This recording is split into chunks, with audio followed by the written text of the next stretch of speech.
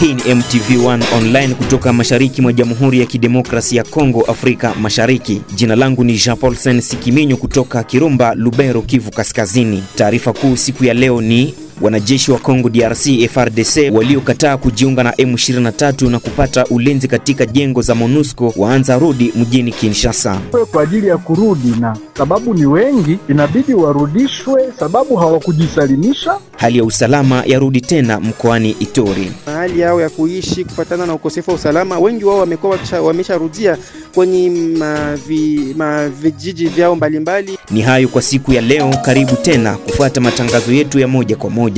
Zifuatazo ni habari kamili. Taarifa yetu inaanzia mjini Goma ambako wanajeshi wa Kongo DRC FARDC waliopata hifadhi katika jengo za MONUSCO wameanza kuondoka katika mji huo wakitumia magari za CIRC, yaani Msalaba Mwekundu, huku serikali na Umoja wa Mataifa ukipongeza hatua hiyo inayofanyika baada ya miezi mitatu tangu mji wa Goma uchukuliwe na waasi wa M23. MTV1 imezungumza naye Justin Mwanatabu, mchambuzi wa kisiasa akiwa mjini Goma. Nafikiri kwamba hakuna vitu vingi vya kujiswali, sababu majeshi ambayo yalikuwa hayajisalimisha, ambayo yanategemea utawala wa Kinshasa, yanategemea government, yanategemea rais, ni kama uamuzi hivi ambao kila mmoja wao inabidi ya uchukue kwa ajili ya kurudi, na sababu ni wengi, inabidi warudishwe sababu hawakujisalimisha na hawiko tayari kujiunga na M23. Ndio maana inabidi warudishwe kupitia mikataba mbalimbali ambayo yuko inafanyika, sababu masikilizano jinsi yuko inafanyika, government kukutana na Rwanda, Marekani, sijui huku na kule, kuna masikilizano mengi ambayo yuko yanafanyika, lakini hayawekwe wazi kwetu sisi tuelewe ni kipi kinachofanyika. Ni kupitia mambo kama haya ndio tunaelewa masikilizano yanayofanyika, na matukio kama haya yanaeleza zaidi. Wengi walikuwa wamepata hifadhi katika jengo za Umoja wa Mataifa MONUSCO, na MONUSCO inasema kwamba imefurahishwa. Hata serikali kupitia msemaji wa jeshi la serikali Ekenge amesema kwamba amefurahishwa na hatua hiyo ya MONUSCO kuweza kuwalinda wanajeshi wake. MONUSCO ambayo iko hapa muda wa miaka mingi na ambayo ilikuwa ni kusaidia government kusudi kwamba usalama uwepo, vita vimalizike. Sasa miji ilichukuliwa na inaendelea kuchukuliwa kwa macho ya MONUSCO ambapo ilipo sasa. Kama kuna askari ambao inabidi warudishwe, na MONUSCO inarahisisha hii na inafurahia hii, ni kusema kuna vingine vile ambavyo haviwezi vikawekwa hadharani, haviwezi vikaonekane vikajulikane na watu wote ambao viko vinatekelezwa, sababu siku zinaeleza vitu vizuri vizuri. Siku za usoni zitatueleza kabisa vitu vizuri vizuri vilivyo, sababu kurudi kwa wanajeshi hao wa upande wa government ama kuwapeleka Kinshasa ni ujumbe kabisa ambao ni mkubwa sana, lakini hatuwezi tukazungumzie kindani cha ujumbe huu waziwazi, sababu inaweza onekana ikasikilikana vibaya kwa wengine na ikasikilikana vizuri kwa wengine. Ndio maana tunasema kwamba tungoje siku zieleze kabisa, lakini huu ni ujumbe mkubwa sana. Huku vikosi vya SADC navyo vikiondoka kupitia taifa la Rwanda kutoka mji wa Goma. Haya ndiyo mambo ambayo nimekuwa nikazungumza, sababu SADC nayo ilikuja hapa kwa ajili ya kusaidia government, na watu waliweka kabisa imani yao ndani ya SADC. Walipokuja hapa watu walifikiri kwamba hapa wamesaidiwa, sasa wamepata amani, lakini miji inaendelea kuanguka na SADC ilikuwepo hapa. Inakuwa sasa muda wa kurudi. Ni kusema kwamba kuna ujumbe kabisa ambao yuko unatolewa, na anayekuwa na macho, anayekuwa na masikio na anayekuwa na akili ya kuelewa anaweza kaelewa kupitia mambo ambayo yako yanafanyika. Huo nao ni ujumbe, na kesho tatueleza zaidi, na ni ujumbe ambao ni ujumbe mzuri kwa wale ambao wanatarajia amani. Ni ujumbe mzuri sana, inaonyesha kwamba mambo yako yanaendelea. Kwa mjibu wangu kabisa mambo yanaendelea. Kwa mtazamo wangu wa mchambuzi wa mambo ya siasa, mambo yanaendelea vizuri, lakini kwa yule ambaye ni kipofu mambo ni mabaya sana. Wengine wanasema pengine SADC imepata aibu na imeshindwa. Kwa kusema kweli, SADC haikuja hapa kwa kufanya vita na MONUSCO haikuja hapa kwa kufanya vita. Sio kwamba wameshindwa, hawakushindwa, sababu hawakuja kwa kufanya vita. Watu walisema kwa ajili ya EAC hapa warudi sababu hawafanya vita. EAC haikuja kwa vita, SADC haikuja kwa vita, hakuna aliyekuja hapa kwa vita. Nikusema hakuna ambaye ameshindwa. Wamerudi sababu muda wa kurudi umefika. Ilibidi watulize roho za watu, sababu ujio wao ulikuwa ni kwa kutuliza roho za watu tu, na walizituliza kwa wakati ambao ilibidi wazitulize, na inabidi warudi. Kwangu kabisa ni ujumbe ambao unaonyesha kwamba vitu vinaendelea mbele, na muda unaokuja ama kesho kwa msemi mzuri tutapata mambo vizuri jinsi yalivyo, lakini ni habari njema hizo zote, hakuna habari mbaya hapa. Hata hivyo, tumezungumza naye Sermi Senga, mkuu wa mashirika za kiraia Pakalemi jimboni Tanganyika, kuhusu hatua ya jeshi la serikali ya Kongo FARDC na SADC kuondoka mjini Goma baada ya mazungumzo na waasi wa AFC M23. Tunaona ni hatua tu nzuri yenye kutakiwa usalama, kwani kwa jinsi watu wa M23 AFC weko na dhidi kwenda kuzungumuza na watu wa guvernema ya Kinshasa, kwani Kongo ni moja, watu wote wanaitiwa kuikaa pamoja. Sasa kama kuna ile mipango ya vile, ni mipango mzuri sana kwa jinsi ya kuonesha kweli tuko naenda katika usalama. Wewe binafsi unadhani kipi kinaweza kufanyika ili kuweko na usalama na hii mizozo isirudi kwa mara nyingine? Kwa sababu kuna wakazi wanasema kumekuwa vita muda mrefu, kumekuwa AFDL, RCD, CNDP, M23. Kwa hiyo hawaelewe nini kinastahili kufanyika. Kwa hiyo inastahili uchunguzi sana wa mashida makubwa yenye haitatuliwake mku ile shida. Kama ile shida kubwa inatatuliwa kwa jinsi ya kuona tuko na wajirani kama Rwanda na DRC, tunapaswa kukaa pamoja miaka yote mpaka mwisho wa dunia, na ile tunapaswa kukaa na usalama. Kwa hiyo umeona wakati AFDL aliingia, aliweza kuita watu wa kuweza kumsaidia ni wa Kinyarwanda. Rwanda inaingia inamsaidia AFDL, na hiyo wakati ilipoingia kumsaidia AFDL kutosha bwana kidikteta Mobutu, kulipashwa kuwa vitu mbalimbali, kwani Rwanda aliwisha wa askari wake, aliotosha pesa yake kwa jinsi ya kuweza kusaidia mzee Kabila. Ile wakati mzee Kabila aliweza kuondoa wajeshi yenye Rwanda, ilifai mzee Kabila arudishe kuko mapesa ya ile yenye Rwanda aliweza kutoa, na ni kwa ile wanapaswa kuchungua ile mambo makubwa sana, ni kufanya je kwa jinsi inchi mbili ibaki na usalama na mashariki yote ya Kongo ibaki na usalama. Kongo ina majirani wengi. Ndio, majirani wengi, kwani hii mavita yote inaonekana wale wenye kuanzisha mavita kule kumashariki wanaita Uganda, wanaita Rwanda, na wanaanzia vile wanaita Rwanda, wanaita Uganda. Kwa jinsi weko na waita, wao wanapaswa kuwa na majukumu ya kuweza kurudishia kwa wale wenyewe wanawaita. Kwani kama mnaita nchi jirani na nisaidia kwenye vita, kutakuwa watu watakufa. Inafai mrudishe pesa kwa ile watu wanakufa. Umeona hapa guvernema ya Kinshasa inaita Burundi kuna watu wanakufa, kuna nani pesa yake eko na itoa juu ya kuweza kusaidia usalama. Kwa ile yote talomba nini? Kisha vita inafai Kinshasa irudishe pesa kwa Burundi na ile majukumu yote ya vifo ya ile waaskari wa Burundi. SADC imeanza kuondoka mji wa Goma nayo wakipitia Rwanda na magari yao. Unadhani kwa nini jumuiya ya kusini mwa Afrika SADC yenyewe nayo ikajiondoa? Hivi SADC inaondoka ni kwa kuona jinsi kunaisha kuwa masikilizano, upatanishi wa masikilizano kati ya taifa kuu kama Amerika inaingilia kwa kuweza kusaidia kutatua mzozo wa mashariki ya Kongo. Kama mkutano wa mainchi imeweza kuona ile nani itaweza kutoa Amerika, wanapaswa kuisikia na wao warudie kwa jinsi kusiwe majeshi ya manchi mbalimbali, na ni kwa ile beko na wanaomba na wa M23 AFC jinsi weko nasaidiwa na Rwanda na wajeshi ya Rwanda warudie kwa jinsi Kongo ibakie bila majeshi na kuwe msikilizano tu wa jinsi ya kuweza kupatanisha jinsi ya kuweza kujere nchi.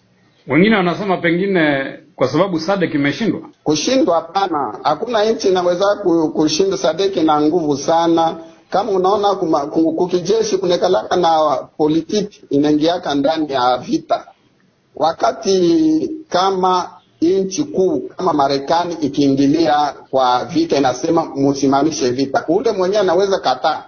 Nani ataweza kukataa sauti ya Marekani? Wakati Marekani akisaidia sasa ule mwenyewe anakataa makombora kwa kuweza kupita. Nani ataweza? Hakuna mtu ataweza kusimama. Ni kwa ile wanasema jinsi Amerika anasimamia pale, wao wajitoe kwa jinsi majeshi yote ya nje ya nchi toke Rwanda atoe na yeye majeshi yake, kuwe msalama tu wa Kongomani wasikilizani kati yao. Asante sana Sermi Senga, wewe ni mwanaharakati kutoka mji wa Kalemi mkoani Tanganyika. Asante sana. Asante mzee Malvika. Tukitoka mjini Goma tunavuka hadi Ituri ambako hali ya usalama imerudi tulivu katika mji wa Bunia baada ya mauaji ya mkazi mmoja hapo jana. Constant Sambagalwa yuko mjini Bunia. Tafahamu ya kwamba mjini Bunia hali imeendelea kuwa bora. Leo kabisa watu wameamka katika kimya mdogo. Nikisha siku ya kuvuta ni kuvute kati ya wakaazi huko kwenye quartier Bakoko na quartier Opasi, ambapo watu kijana mmoja aliweza kuuliwa kwa risasi na jeshi moja wa FARDC. Hiyo hali iliweza kuleta vurugo kwenye makazi mbalimbali, wafanyabiashara kuweza kuendesha kazi zao, na ilileta hofu kabisa. Vijana waliamka na kufanya vurugo kabisa huko. Lakini kwa siku za leo viongozi ya jimbo waliweza kukamata hatua ya kuweza kuleta ukimya na kukamata hatua ya kuweza kuzika huyo mtu ambaye aliweza kuuliwa na risasi. Na kwa kufuatana na hiyo kwenye mitaa mbalimbali kama vile Jugu na Mahagi, hali imeendelea kuwa mbovu kidogo, kwani tukiona huko mtaani Jugu wapiganaji wa Codeco wameendelea kutesa raia. Kwa magharibi ya jana kuna kijana mmoja aliweza kuuliwa huko kwenye Bahema Nord, na kisha hapo kuna gunzi moja ya wapiganaji wa Codeco ambao walijitayarisha kwenda kushambulia kambi la wakimbizi la huko Che. Alafu wa shirika la raia huko Jugu wametoa lalamiko kwenye serikali ya Jamhuri ya Kidemokrasia ya Kongo, hasa kwenye jeshi FARDC kuweza kufanya juu chini ili wapiganaji wa Codeco wasiweze na kufika na kuharibu usalama ambao watu wale ambao wanakuwa wakiishi katika shida waendelea kupitia. Na ni hiyo hali ambayo imeendelea tu, ila huko Mahagi ndipo kunakuwa hali mdogo wa ukimya kufuatana na kuonekana kwa jeshi ya UPDF ama za Uganda huko Mahagi, ambapo wanakuwa wakiendesha misako mbalimbali wakishindikizwa na jeshi FARDC, kulingana na duru zetu ambazo tunakuwa tukizungumza nazo wakati yote. Ituri ikiwa mkoa ambao ulishuhudia machafuko kwa muda mrefu, lakini kwa sasa usalama ukiwa umeanza kurudi, akisema Constant Sambagalwa. Utafahamu ya kwamba wakazi wengi ambao walikuwa wakikimbia makazi yao, mahali yao ya kuishi kufuatana na ukosefu wa usalama, wengi wao wamesharudia kwenye vijiji vyao mbalimbali huko Irumu, Mahagi, Jugu na kadhalika. Alafu hiyo hali imeendelea